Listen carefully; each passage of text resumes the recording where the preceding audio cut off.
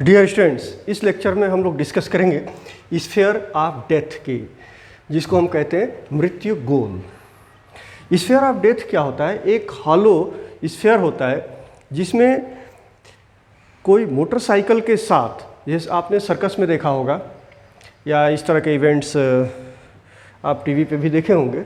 Generally इस तरह का इवेंट और ये स्टंट सर्कस में किया जाता है।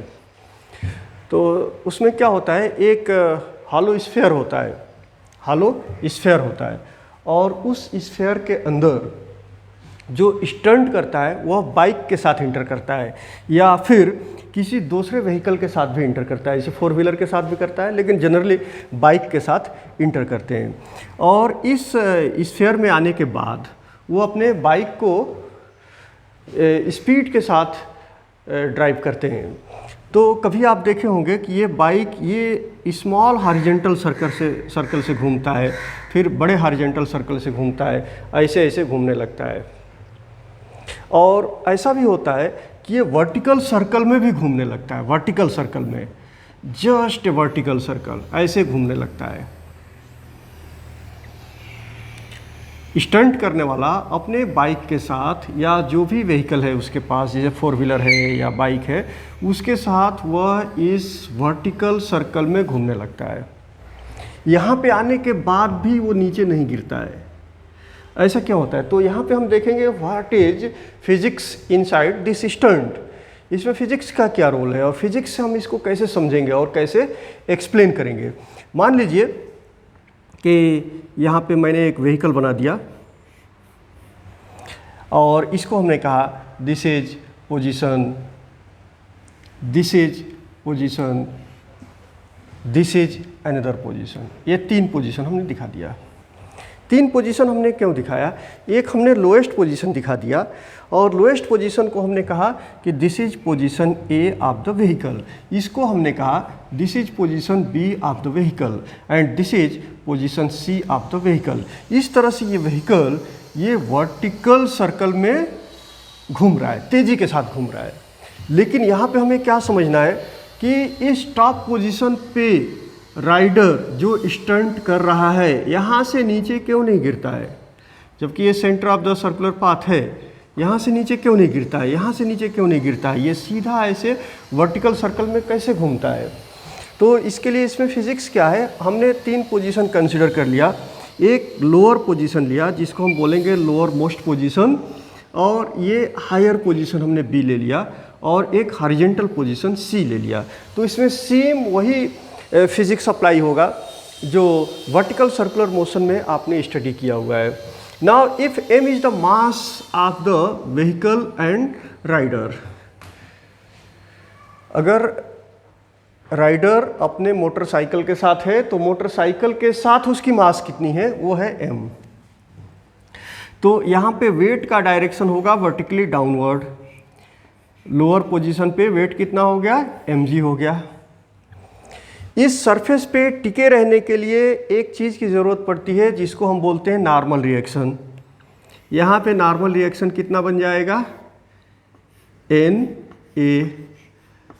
और यहाँ पे नॉर्मल रिएक्शन वही रोल प्ले करता है जो स्ट्रिंग से जब किसी ऑब्जेक्ट को वर्टिकल सर्कुलर मोशन में घुमाते हैं तो स्ट्रिंग में जो टेंशन बनता है वही काम करता है यहाँ पे नॉर्मल रिएक्शन। वहाँ पे आपने स्ट्रिंग के केस में क्या पढ़ा था, tension in the string, tension in the string at the point A is TA। यहाँ पे हम क्या कहेंगे, normal reaction on the vehicle at point A, that is NA। This is same as a tension in the string because normal reaction is also a force just like a tension. और यहाँ पे जब C point की बात करेंगे तो यहाँ पे जो वेट काम कर रहा है ये वर्टिकली डाउनवर्ड है and this weight is mg। यहाँ पे जो नॉर्मल रिएक्शन होगा ये भी टुवर्ड्स द सेंटर होगा और ये कितना हो जाएगा, NC। अब हम बात करेंगे B पॉइंट पर। तो B पॉइंट पर जो वेट होगा that will B vertically downward, okay, downward direction में होगा वेट, दैट इज mg। और नॉर्मल रिएक्शन क्या होगा? नॉर्मल रिएक्शन वेट के डायरेक्शन में ही होगा, इसलिए कि नॉर्मल रिएक्शन कैसे होता है, जब व्हीकल सरफेस पे फोर्स एक्सर्ट करेगा तो सरफेस व्हीकल पर अपोजिट डायरेक्शन में एक फोर्स एक्सर्ट करेगा जिसको हम कहेंगे नॉर्मल रिएक्शन, और यहाँ नॉर्मल रिएक्शन होगा NB। ओके, तो आपको मालूम है कि जब कोई भी ऑब्जेक्ट सर्कुलर मोशन परफॉर्म करता है तो उसको सेंट्रीपिटल फोर्स की ज़रूरत पड़ती है। यहाँ पे दो फोर्सेस काम कर रहे हैं, एक तो है नॉर्मल रिएक्शन और दूसरा फोर्स है mg, that is the weight of the vehicle with a person. तो यहाँ पे सेंट्रीपिटल फोर्स कैसे मिलेगा? आप देख रहे हैं कि एक फोर्स है जो सेंटर की तरफ है, दूसरा फोर्स है सेंटर के अवे है, तो यहाँ पे जो रिजल्टेंट फोर्स होगा that will B Na minus mg। अब यहाँ पे Na माइनस mg मैंने क्यों लिखा? Na माइनस mg, हमने mg माइनस Na क्यों नहीं लिखा? Na माइनस mg, हमने mg माइनस Na क्यों नहीं लिखा? इसलिए नहीं लिखा कि Na जो फोर्स है normal reaction that is towards the centre of the sphere and mg is directed in just in the opposite direction, that is directed away from this force. तो ये जो व्हीकल है सर्कुलर मोशन परफॉर्म कर रहा है और circular motion के लिए सेंट्रीपिटल फोर्स जरूरी है, और यहाँ सेंट्रीपिटल फोर्स मिलेगा। अगर नहीं मिलेगा तो ये vehicle circular motion, vertical circular motion perform नहीं करेगा। तो Na ज़्यादा होगा mg से, तो therefore resultant force at A will be Na minus mg। अगर mg ज़्यादा होगा तो व्हीकल यहाँ पे रुकेगा नहीं, वो सीधा नीचे गिर जाएगा, तो ऐसा पॉसिबल नहीं है, व्हीकल घूम रहा है, इसलिए जो रिजल्टेंट फोर्स होगा वो टुवर्ड्स द सेंटर होगा, देयरफॉर Na माइनस mg होगा। और यही जो फोर्स होगा रिजल्टेंट फोर्स, ये प्रोवाइड करेगा सेंट्रीपिटल फोर्स को या बैलेंस करेगा सेंट्रीफ्यूगल फोर्स को। तो therefore this will B mVa square upon r। तो यहाँ पे रिजल्टेंट टेंशन कितना मिल जाएगा? Resultant tension eight point A will be resultant force हमारा मिल गया Na minus mg, that is mVa square upon r। और नॉर्मल रिएक्शन कितना मिल जाएगा इस पॉइंट A पे? Normal reaction Na is equal to mVa square upon r plus mg, ये यहाँ पे नॉर्मल रिएक्शन मिलेगा।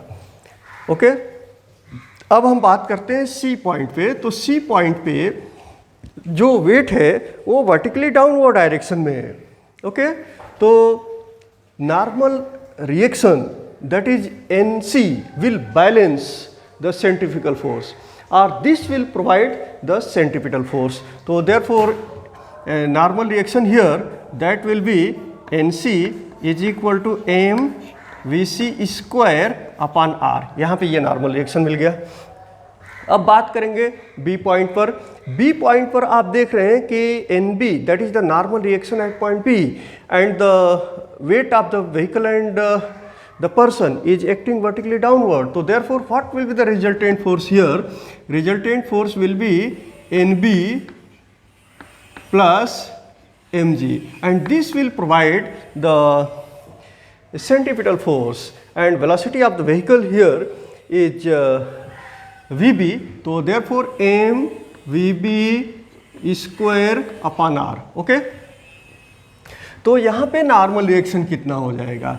NB होगा normal reaction at point B will be equal to mVb square upon r minus mg।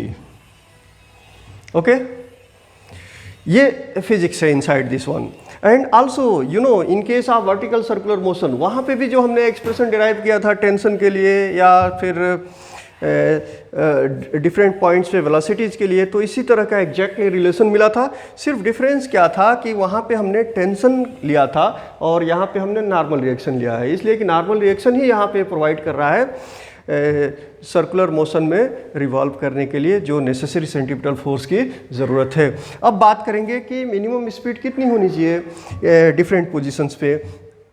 तो जब आप इसको सिंप्लीफाई करोगे तो यहाँ पे क्या हो जाएगा कि नॉर्मल रिएक्शन, हम लोएस्ट वेलोसिटी फाइंड करना चाहते हैं, लोएस्ट वेलोसिटी डिफरेंट पॉइंट्स के ऊपर। यहाँ कम से कम कितनी वेलोसिटी प्रोवाइड किया जाएगा कि object complete vertical circular motion perform करेगा। तो आपने इससे पहले पढ़ा हुआ है कि लोएस्ट पोजीशन पर जो हम वेलोसिटी प्रोवाइड करते हैं वह कितना होता है, दैट इज √5 rg। तो velocity at A must be equal to or greater than √5 rg। Horizontal position पे वेलोसिटी कम से कम कितनी होनी चाहिए, तो हॉरिजॉन्टल पोजीशन पे वेलोसिटी vc है, ये greater than or equal to 3 rg होना चाहिए। मतलब 3 rg से अगर कम है तो vehicle complete vertical circular motion perform नहीं करेगा। और ये टॉप पोजीशन पे वेलोसिटी कितनी होनी चाहिए, टॉप पोजीशन पे velocity at the top position must be equal to or greater than √rg। तो ये कंडीशन को अगर फुलफिल करता है स्टंट करने वाला पर्सन अपने व्हीकल के साथ, तो वह कंप्लीट वर्टिकल सर्कुलर मोशन में घूमता है। और अगर ये कंडीशन फुलफिल नहीं होता है, मान लीजिए कि यहाँ पे उसने √5 rg से कम वेलोसिटी प्रोवाइड किया अपने व्हीकल को, तो ये कंप्लीट वर्टिकल सर्कुलर मोशन नहीं करेगा, ये किसी पॉइंट से वापस आ जाएगा। लेकिन अगर उसने √5 rg के बराबर अगर वेलोसिटी प्रोवाइड किया तो वह आएगा, circular motion vertical circular motion perform करेगा, लेकिन यहाँ स्पीड बहुत डाउन हो जाएगी। और अगर उसने अपनी स्पीड को ज़्यादा कर दिया, √5 rg से ज़्यादा रखा, तो बहुत तेज़ी के साथ वो अपना स्टंट परफॉर्म करेगा और वर्टिकल सर्कुलर मोशन में घूमेगा। ये है इस स्फीयर ऑफ डेथ में जो स्टंट किया जाता है उसके पीछे फिजिक्स क्या है वो मैंने एक्सप्लेन किया।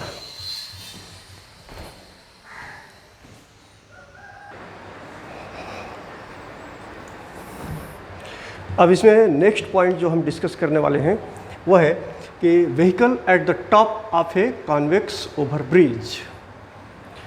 कोई भी ओवरब्रिज जो कॉन्वेक्स फॉर्म में है, कॉन्वेक्स है, इसको हम बोलेंगे कॉन्वेक्स, इसलिए कि हम अपर सरफेस यूज कर रहे हैं।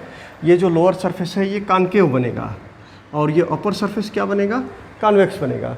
तो इस कॉन्वेक्स ब्रिज से, ओवर ब्रिज से कोई व्हीकल मूव कर रहा है, तो यहाँ पे टॉप पोजीशन पे जाने के बाद व्हीकल की अपर स्पीड लिमिट कितनी होनी चाहिए, मैक्सिमम स्पीड कितनी होनी चाहिए। इसलिए कि अगर ज़्यादा स्पीड से व्हीकल जा रहा है तो इस पर से स्लिप हो जाएगा, थ्रोन ऑफ, बाहर गिर जाएगा। लेकिन मैक्सिमम सेफ स्पीड कितनी होनी चाहिए जिससे व्हीकल बिना स्लिप हुए आसानी से इस सर्कुलर पाथ को क्रॉस कर जाए, ओवरब्रिज से निकल जाए। तो इसके लिए सेम वही कंडीशन है जो वर्टिकल सर्कुलर मोशन में अप्लाई किया जाता है। Now suppose that A vehicle is moving along this path and reaches here, यहाँ पे व्हीकल आया। तो now here eight this point two forces are acting. One force is the weight which is acting vertically downward, another force is the normal reaction which is acting vertically upward. और इस circular path का जो radius है वो है small r। Okay, vehicle की speed बढ़ने पे नॉर्मल रिएक्शन डिक्रीज करेगा। अगर ज़्यादा स्पीड से, स्पीड अगर हम इंक्रीज करते जाते हैं तो नॉर्मल रिएक्शन हमारा डिक्रीज करते जाएगा। लेकिन डिक्रीज होके कहाँ तक जाएगा, 0 तक जाएगा। और 0 के बाद नेगेटिव भी हो सकता है, लेकिन पहले हम 0 की बात करेंगे। जब नॉर्मल रिएक्शन 0 हो जाएगा तो उस वक्त तक व्हीकल सरफेस से लगा रहेगा। लेकिन जैसे ही नॉर्मल रिएक्शन 0 से भी कम हो जाएगा, व्हीकल थ्रोन ऑफ, स्लिप हो जाएगी। जैसे सेंट्रीफ्यूगल फोर्स ज़्यादा हो जाएगा तो व्हीकल स्लिप हो जाएगा। तो अपर लिमिट के लिए हम कंडीशन क्या लेंगे कि that speed for which the normal reaction becomes 0, that is the safe speed and that is the upper limit of the speed of the vehicle on this type of road.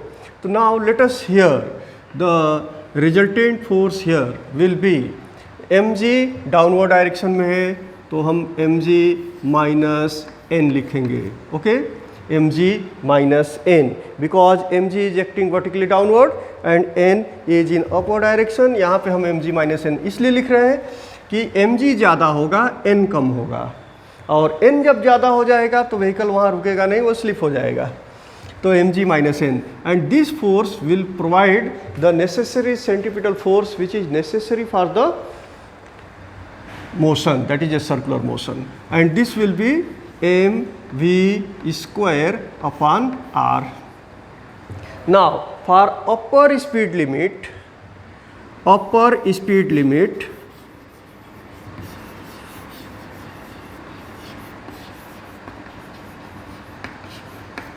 Upper speed limit के लिए हमारा normal reaction कितना हो जाएगा, 0 हो जाएगा. तो therefore mg is equal to mv square upon r, m से m कैंसिल हो जाएगा, and therefore v square is equal to rg. Okay, तो therefore v is equal to under root rg. तो वहाँ पे हमने जो एक्सप्रेशन डिराइव किया था, वहाँ पे ये कहा था कि हमारा जो यहाँ पे अगर इनसाइड से कोई particle vertical circular motion perform कर रहा है तो rg से कम स्पीड नहीं होनी चाहिए, लेकिन यहाँ पे ये इस ओवरब्रिज से अपर सरफेस से पास कर रहा है व्हीकल, तो हमारा जो स्पीड होगा वह इससे ज़्यादा नहीं होना चाहिए. अगर इससे ज़्यादा होगा तो व्हीकल स्लिप हो जाएगा और सेफ मोशन परफॉर्म नहीं करेगा. तो this is the upper speed limit of the vehicle on A top of a convex overbridge.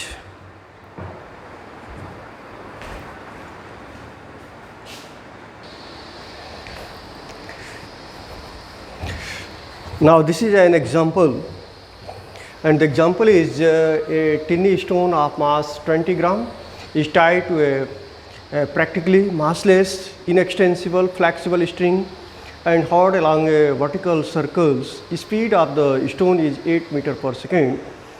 When the centripetal force is exactly equal to the force due to the tension, calculate the minimum, maximum kinetic energies of the stone during the entire circle.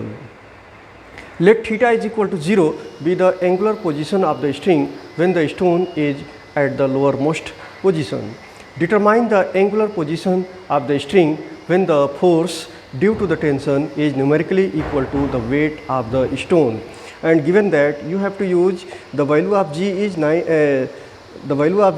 is 10 meter per second square and length of the string is 1.8 metre. मतलब इसमें क्या दिया हुआ है और क्या calculate करना है, ये क्वेश्चन को सबसे पहले समझना है.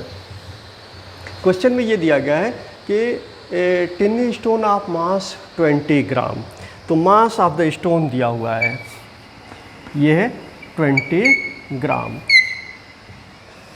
is tied to a practically massless, inextensible string and hauled along a vertical circle.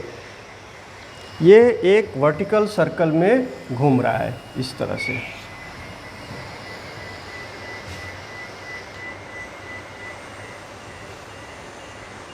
Speed of the stone is 8 meters per second when the centripetal force is exactly equal to the force due to the tension. ये centre है, string की लंबाई दी हुई है और string की लंबाई को हम बोलेंगे r, means radius of the circular path is how much. Radius of the circular path is 1.8 metre. तो एक बात ध्यान रखना है कि तकरीबन इसमें क्वांटिटीज SI यूनिट में दिया हुआ है, इसलिए हम मास को भी SI यूनिट में कन्वर्ट करेंगे और 20 ग्राम को किलोग्राम में कन्वर्ट करेंगे, 1000 से डिवाइड कर लेंगे, तो ये हो जाएगा 0.02 kg. अब ये भी SI यूनिट में आया, ये भी SI यूनिट में आया. हाँ, अब इसको देखेंगे. Calculate the minimum, this one. The speed of the stone is 8 meters per second when the centripetal force is exactly equal to the force due to the tension. जब पार्टिकल यहाँ पे vertical circular motion perform कर रहा है तो ये हमारा centre हो गया. The speed of the stone is 8 meters per second. कहाँ का स्पीड दिया हुआ है, ये स्पीड उस जगह की है जहाँ पे सेंट्रीपिटल फोर्स टेंशन के बराबर हो जाता है। वो कौन सी पोजीशन है जहाँ पे सेंट्रीपिटल फोर्स टेंशन के बराबर हो जाता है? वो है हॉरिजॉन्टल पोजीशन। यहाँ पे जो वेट है वो वर्टिकली डाउनवर्ड डायरेक्शन में हो जाता है, mg will be in vertically downward direction, और जो टेंशन है that will be toward the centre of the circular path. तो therefore here the tension is equal to centripetal force. Okay, तो यहाँ का स्पीड दिया हुआ है, ये स्पीड हमको दिया हुआ है। अगर हम इसको C पॉइंट कहते हैं तो ये हमारा पॉइंट C है। Okay, calculate the minimum and maximum kinetic energies of the stone during the entire circle. अब कौन सी पोजीशन है जहाँ पे हमारी स्पीड, स्टोन की स्पीड मिनिमम होने वाली है? कौन सी पोजीशन है जहाँ पे स्टोन की स्पीड मैक्सिमम होने वाली है? जहाँ पे स्पीड मिनिमम रहेगा वहाँ की काइनेटिक एनर्जी मिनिमम होगी, और जहाँ पे स्पीड मैक्सिमम होगा वहाँ पे काइनेटिक एनर्जी मैक्सिमम रहेगा। तो आपको मालूम है जब कोई ऑब्जेक्ट सर्कुलर मोशन परफॉर्म करता है तो लोअर मोस्ट पोजीशन पे जो स्पीड प्रोवाइड किया जाता है वो कितना होता है? √5gr, और टॉप पोजीशन पे स्पीड कितनी हो जाती है? √rg। तो स्पीड ज़्यादा कहाँ पे हुई? लोअर मोस्ट पोजीशन पे, और स्पीड ज़्यादा कम कहाँ पे हो गई? टॉप पोजीशन पे, और इनके बीच की जो स्पीड रहेगी ये इन दोनों के बीच का रहता है। तो therefore the maximum kinetic energy will be eight the lowermost position, that is at the bottom, lower most position. यहाँ पे काइनेटिक एनर्जी मैक्सिमम होगा, कहाँ पे? लोअर मोस्ट पोजीशन पे। और टॉप मोस्ट पोजीशन पे, या उसको हम बोल सकते हैं अपर मोस्ट पोजीशन पे, काइनेटिक एनर्जी क्या रहेगी? मैक्सिमम रहेगी। तो यहाँ पे जो काइनेटिक एनर्जी होगी वो होगी मैक्सिमम। ये बात ध्यान रखना है। नेक्स्ट पॉइंट क्या दिया हुआ है? Let theta is equal to 0 be the angular position of the string when the string is at the lowermost position. अब आप ये देख रहे हैं ये वर्टिकल एक्सिस है, और अगर ऑब्जेक्ट यहाँ पे है तो स्ट्रिंग कितना एंगल बना रहा है? 0 एंगल बना रहा है। यहाँ आने के बाद कितना एंगल बना दिया? 90 डिग्री। यहाँ आने के बाद से कितना एंगल बन गया? 180 डिग्री। लेकिन जब लोअर मोस्ट पोजीशन पे है तो एंगुलर डिस्प्लेसमेंट जो होगा वह 0 होगा। मतलब angular position of the string, angular position of the string is, that is theta is equal to 0 for the lower most position. Determine the angular position of the string when the force due to the tension numerically equal to the weight. वह कौन सा position है? मान लीजिए वो position x है, तो x position पे टेंशन कितना होगा? वेट के बराबर, that is mg। ओके, तो इस पोजीशन के लिए हमको थीटा फाइंड आउट करना है। Do you understand? मतलब हमको ऐसे पोजीशन पे थीटा फाइंड करना है, जिसे मान लीजिए कि यहाँ पे ऑब्जेक्ट आता है और सपोज दैट, और यहाँ पे टेंशन वेट के बराबर हो जाता है, सपोज दैट, तो हमको ये थीटा फाइंड करना होगा। मान लीजिए यहाँ पे टेंशन वेट के बराबर हो जाता है तो हमको ये पोजीशन निकालना होगा। मतलब कंडीशन हमारी क्लियर है कि when the tension is equal to weight then find the angular position theta। अब इसके बाद से मैं इस क्वेश्चन को सॉल्व कर रहा हूँ।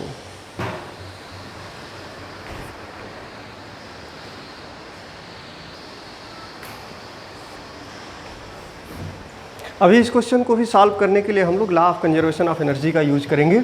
आप ये देख रहे हैं कि लोअर मोस्ट पोजीशन पे काइनेटिक एनर्जी मैक्सिमम है, और जहाँ पे kinetic energy tension centripetal force के बराबर है वह पोजीशन है हॉरिजॉन्टल पोजीशन। ओके, और यहाँ पे स्पीड दिया हुआ है, यहाँ की स्पीड है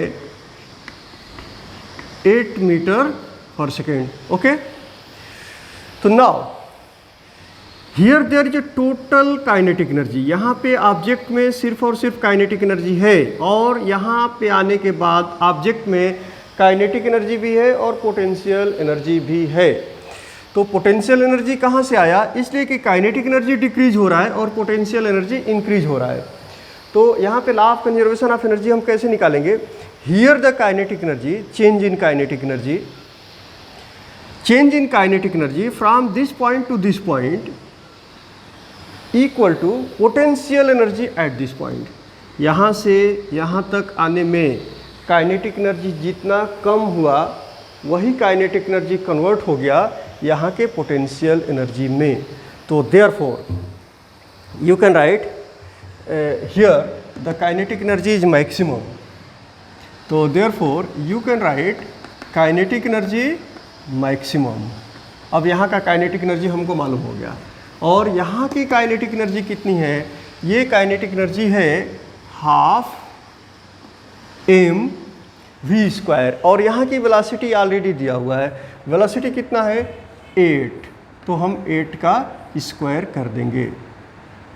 अब इन दोनों का डिफरेंस निकालेंगे। यहाँ का काइनेटिक एनर्जी मैक्सिमम है, यहाँ की काइनेटिक एनर्जी हमने मालूम कर लिया, that is half mv², that is half m8²। अब इन दोनों का डिफरेंस, इसमें से इसको माइनस करेंगे इसलिए कि ये मैक्सिमम है। अब ये जो एनर्जी आया यही यहाँ का पोटेंशियल एनर्जी होगा और इसकी पोटेंशियल एनर्जी कितनी होगी, इसकी हाइट कितनी है, हाइट है ये रेडियस के बराबर, रेडियस के बराबर। तो therefore this will be equal to mgr। Okay, ये एक इक्वेशन हमारे पास आ गया। अब फिर मैक्सिमम काइनेटिक एनर्जी कहाँ पे है, ये टॉप पोजीशन पे है। Okay, sorry minimum, minimum not maximum, this is minimum. Minimum kinetic energy कहाँ है, टॉप पोजीशन पे है और यहाँ का जो पोटेंशियल एनर्जी है वो मैक्सिमम है। तो यही काइनेटिक एनर्जी स्लोली कम होती जाएगी, धीरे धीरे कम होते जाएगा और यही काइनेटिक एनर्जी यहाँ पे पोटेंशियल एनर्जी में कन्वर्ट हो जाएगी। और ये हाइट कितना बनता है, ये हाइट बनता है रेडियस के बराबर। ओके, अब यहाँ देखेंगे, यहाँ पे पोटेंशियल एनर्जी, यहाँ पे काइनेटिक एनर्जी कितनी है, तो काइनेटिक एनर्जी है हाफ m8², इसलिए कि यहाँ की वेलोसिटी है 8 मीटर पर सेकेंड। ओके, यहाँ पे काइनेटिक एनर्जी कितनी हो जाती है, मिनिमम हो जाती है। तो therefore minus kinetic energy minimum. और ये जो डिफरेंस आया एनर्जी का, यही कन्वर्ट हो गया यहाँ पे पोटेंशियल एनर्जी में। तो यहाँ से इसकी हाइट कितनी है, r है, तो therefore this will be equal to mgr। Okay, तो ये दो इक्वेशंस बहुत इंपॉर्टेंट है इस क्वेश्चन को सॉल्व करने के लिए। अब सबसे पहले हम क्या फाइंड करेंगे, हम फाइंड करने वाले हैं कि मिनिमम काइनेटिक एनर्जी कितनी होगी। तो मिनिमम काइनेटिक एनर्जी फाइंड करने के लिए ये वाला इक्वेशन हम यूज़ करेंगे।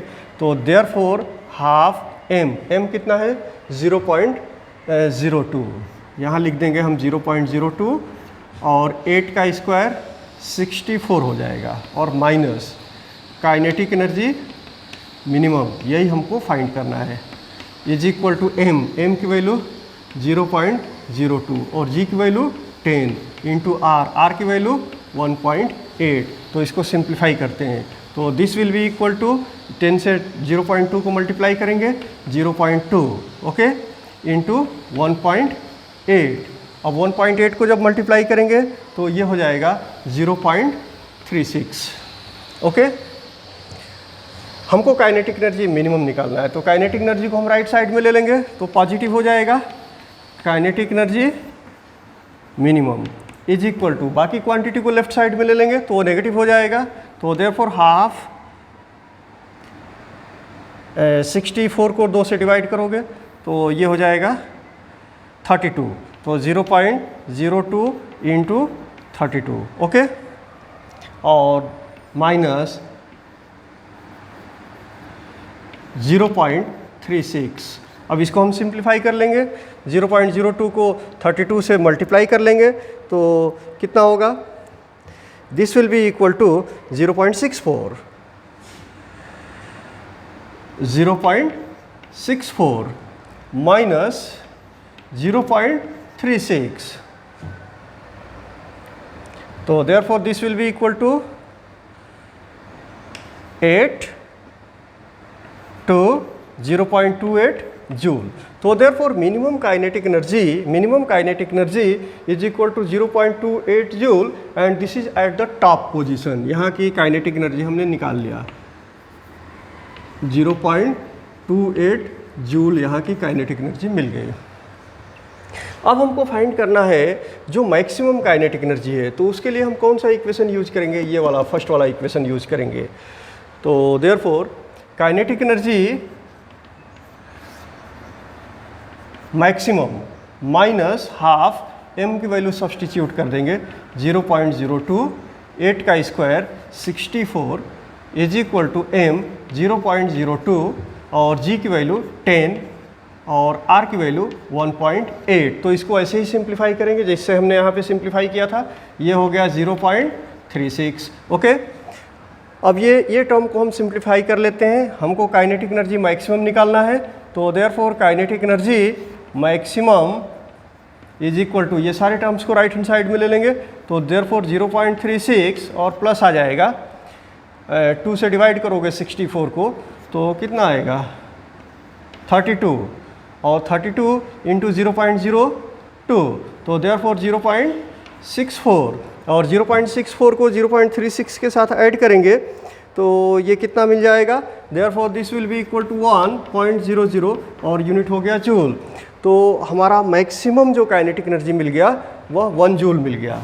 This is equal to 1 joule. Okay, 1 joule. This is 1.00 भी लिख सकते हैं, दैट इज 1 जूल.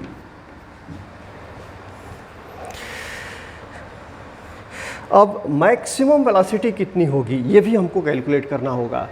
तो मैक्सिमम वेलोसिटी के लिए फिर से हम इसी इक्वेशन का यूज करेंगे, इस डेटा का यूज हम करेंगे.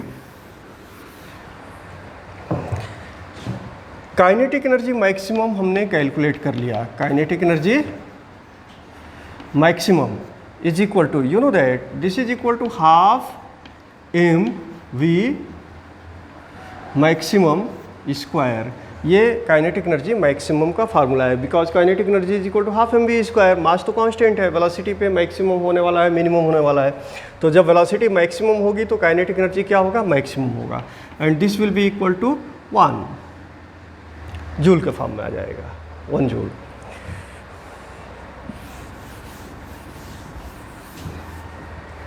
Now therefore using this equation, इसका हम यूज करेंगे, ये वाला इक्वेशन यूज करेंगे. तो therefore V maximum square is equal to cross multiplication कर देंगे. तो देयरफॉर 2 और kinetic energy maximum upon m. तो V मैक्सिमम निकालना है. तो therefore V maximum is equal to square root में आ जाएगा 2 इंटू kinetic energy maximum upon, sorry this is not 2 but this is m, इसलिए कि m आएगा ना, तो this will be m is equal to under root. अब यहाँ काइनेटिक एनर्जी मैक्सिमम की वैल्यू तो हमने कैलकुलेट कर लिया है. काइनेटिक एनर्जी मैक्सिमम की वैल्यू कितना कैलकुलेट किया, 1. तो देयरफॉर 2 इंटू 1 और m की वैल्यू दिया हुआ है दैट इज 0.02. तो दिस विल बी 0.02. सिंप्लीफाई करेंगे तो this will be under root 100. अब इसका स्क्वायर रूट निकालेंगे तो 10. यूनिट हमने इनपुट में क्या यूनिट लिया था, SI यूनिट लिया था. तो देयरफॉर 10 मीटर पर सेकेंड. ये स्पीड हमने कैलकुलेट कर लिया. अब next part of the question है, इसमें जो एंगुलर पोजीशन कैलकुलेट करना है.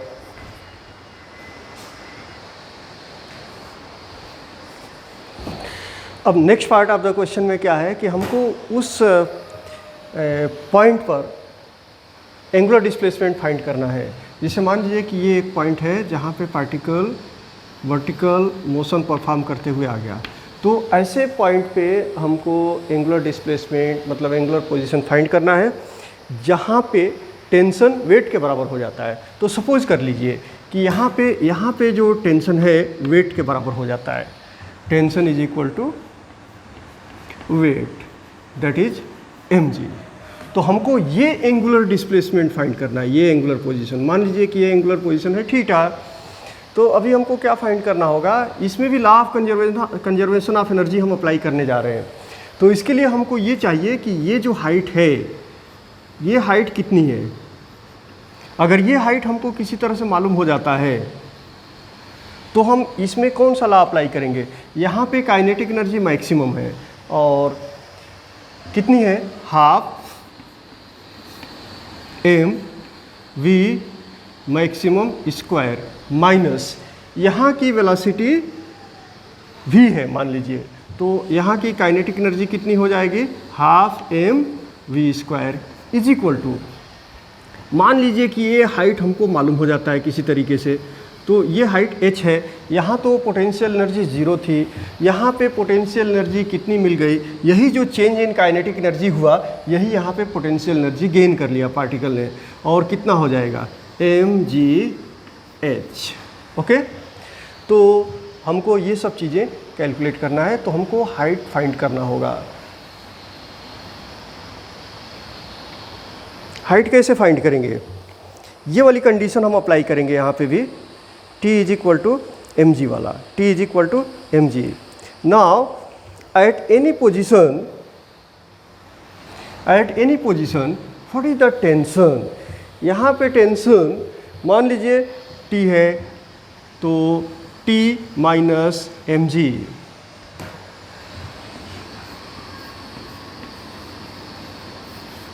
T minus m g cos theta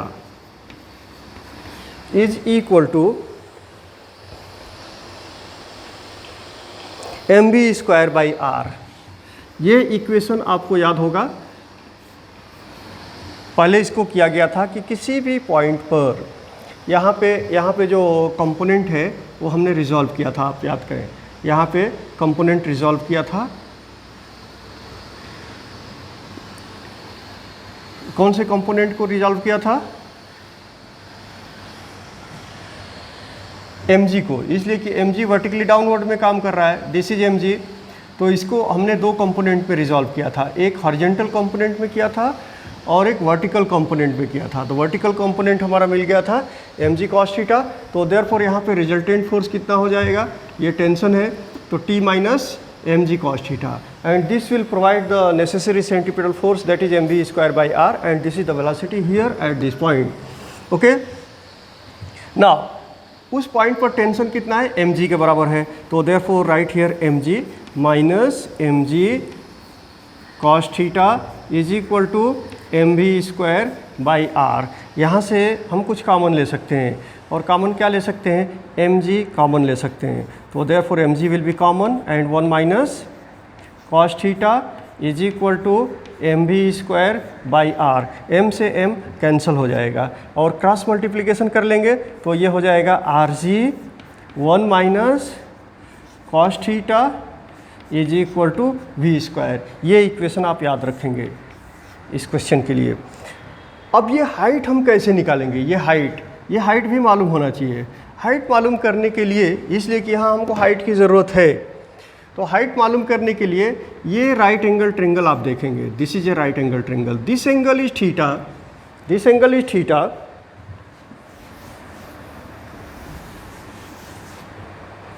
तो देयरफॉर सपोज दैट, इसको मान लीजिए कि ये x है और ये पूरा r है, तो ये हाइट कितना हो जाएगा, हाइट इज इक्वल टू हो जाएगा r माइनस एक्स। अब हम पहले x मालूम करेंगे, इसलिए कि ये हमको मालूम है, ये r है, ये भी r है, ये भी हमको मालूम है।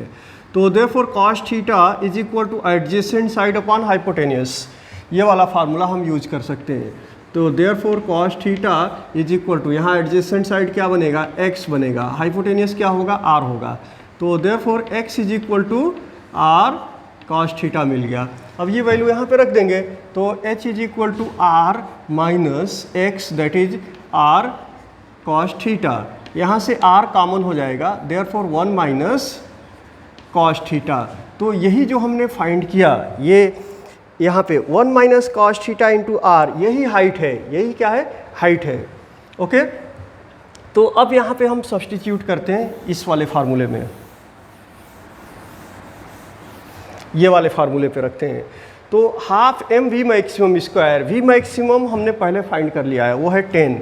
तो therefore this will be half am already given है, एम कितना है 0.02 और वी मैक्सिमम 10, तो 10 का स्क्वायर कर देंगे माइनस हाफ एम की वैल्यू मालूम है, वैसे एम की वैल्यू यहाँ रखने की ज़रूरत भी नहीं है इसलिए कि एम कैंसिल हो जाएगा, तो यहाँ हम एम ही छोड़ देते हैं। Half M we square is equal to m g, और एच की वैल्यू यहाँ से ले लेंगे, एच है आर और 1 minus cos theta. Okay, m से हम एम को कैंसिल कर देते हैं और इक्वेशन के दोनों साइड में 2 से मल्टीप्लाई कर देते हैं, तो ये हो जाएगा 10 का square that will B 100, minus 2 से यहाँ भी मल्टीप्लाई किया तो वी स्क्वायर बच जाएगा, इज इक्वल टू 2 से मल्टीप्लाई कर देंगे 2 जी आर और 1 माइनस कॉस थीटा। ओके, अब v की वैल्यू, वी स्क्वायर की वैल्यू यहाँ से ले लेते हैं, तो ये हो जाएगा 100 minus v square that is r g 1 minus cos theta is equal to 2 r g 1 minus cos theta. Okay,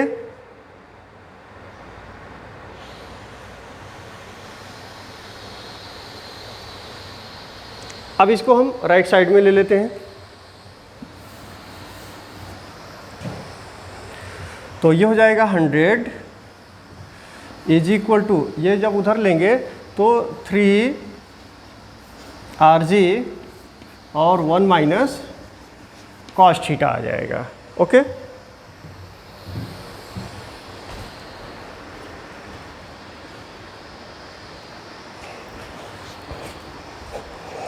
तो इसको और सिंप्लीफाई कर लेते हैं,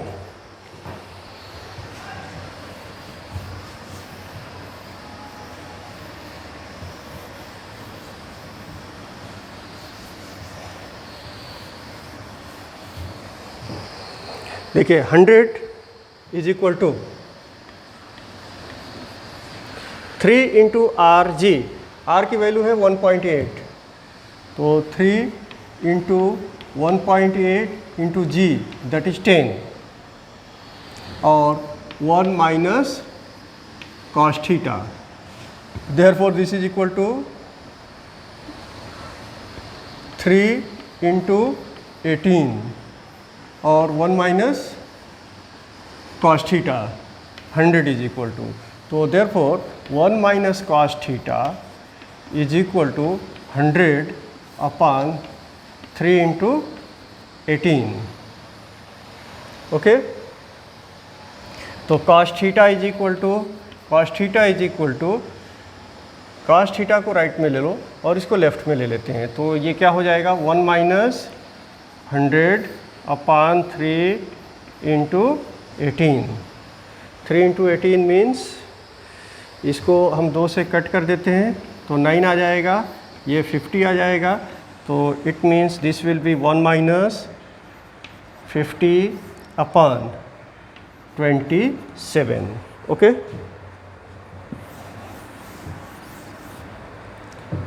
इक्वल टू 27, एलसीएम आ गया, ये आ गया 27 minus 50। Okay, this is equal to 50 में से 27 को माइनस करने जा रहे हैं तो 23 आएगा, लेकिन नेगेटिव आएगा, 23 अपॉन 27 नेगेटिव आ गया, तो कॉस थीटा किसकी वैल्यू है, कॉस थीटा की वैल्यू है, तो therefore you can find the theta. Theta is equal to, cosine table का यूज करेंगे, कास इनवर्स भी कर सकते हैं, कास इनवर्स, और ये जो वैल्यू है माइनस 23/27। तो कोसाइन टेबल जब आप यूज करेंगे तो इसकी वैल्यू मिल जाएगा theta is equal to 148 degree and 25 minutes. So this is the final answer. Thank you.